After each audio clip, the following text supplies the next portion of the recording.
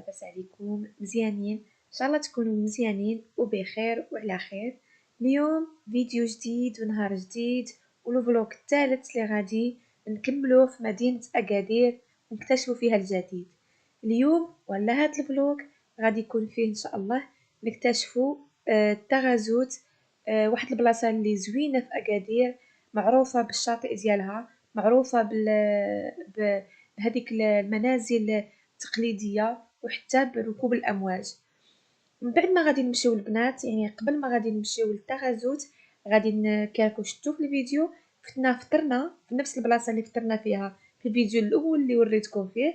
في هاد كراميل بدلنا المينو، دينا هاد المينو هذا عجبنا جربناه حتى هو خرج زويون، ولكن المينو اللي كان قبل كان احسن. من بعد البنات كنا غنتحوسوا، يعني غادي نتحوسوا في مدينه اكادير، وكيبان لنا هاد الباركيت والولاد قالوا لنا لابد ما يدخلوا يلعبوا. راكو عارفين الولاد كيعجبهم اللعب كثر من التحواس، باسيبو درنا لهم خاطرهم حتى هما لانه شويه الكبار وشويه الصغار. فمشينا لهاد الباركيت. الصراحه يعني البلاصه ديالتو الشكل ديالو، ديزاين كيف بحال هادو اللي هنايا عندنا في فرنسا. عجبنا بزاف وحتى الوليدات عجبهم الحال. بالنسبه للتعريف ديالهم راني شاركتهم معكم، يعني بالنسبه للدخول ديال الوليدات كل واحد على حساب اللاج والثمن ديالو. الصراحه بالنسبه انا كنت ناويه نلقى خاوي، زعما قلت ما غاديش يكونوا بزاف ديال الناس اللي غادي يلعبوا. ساعه لقيت تبارك الله كيكون شفتوا لقيتو عامر الناس، يعني لعابين. فقط واحد الاشاره اننا حنا ما فطرناش بكري، يعني ماشي هادشي الصباح بكري، يعني حنا فطرنا هكا قسط 11 12 هكا، ومن بعد عاد مشينا عند باركيز، يعني نقولوا مور الغدا. علاش هاد البارك هذا كان لقيناه عامر، يعني ما غاديش، يعني بنادم راه فاكونس الاخر ما غاديش ينوض عند النبوري باش انه يمشي يدور الاخر. فبعد ملي كنعياو بالليل كنبقاو ناعسين هكا بشويه نوضوا شويه روطار. المهم درك حنا غادي نمشيو نتحوسوا تغازوت هاد الطريق ديالها، نبداوها من هاد الجهه ونكملوها البنات. نخليكم مع الفيديو حتى الاخير.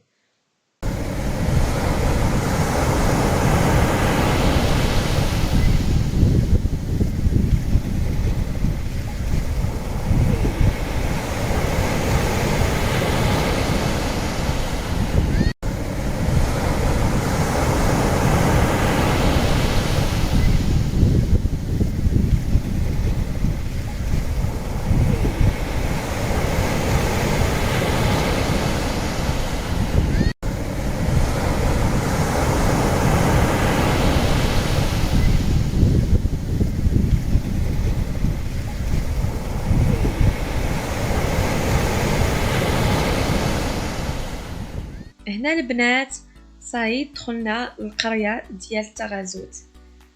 البنات هاد المدينه هادي وبالاخص يعني قريه ماشي مدينه،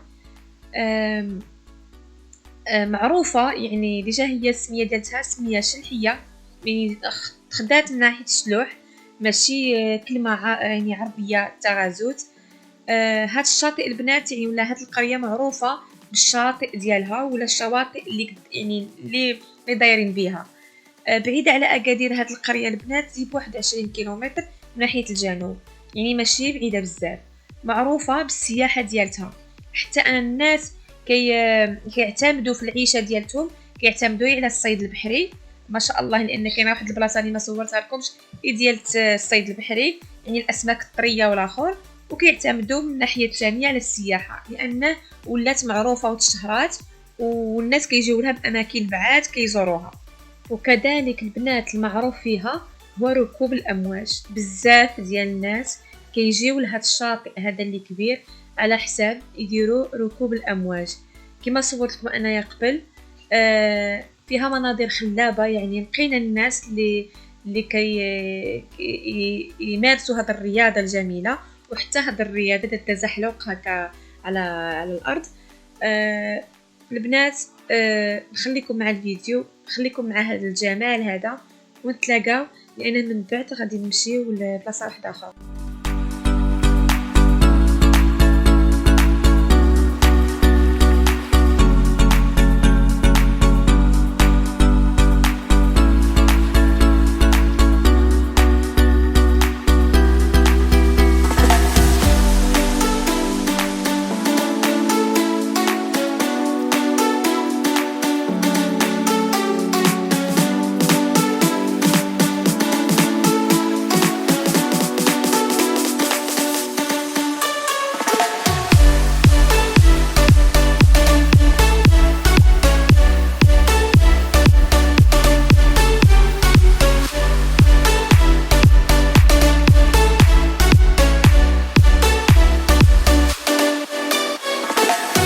صاي الغزالات ديالي هنا كملنا من تغازوت، تحوسنا هضرنا فيها، وهنايا بغينا نمشيو شي بلاصه نتغداو فيها. حنا هاودين واحد البلاصه ماشي بعيده عاوتاني في التغازوت، واحد المطعم اللي معروف عاوتاني بالاسماك الطريه ديالو، سميتو لو بوتي بيشور. البنات، ما نقول لكمش يعني ماكله رائعه.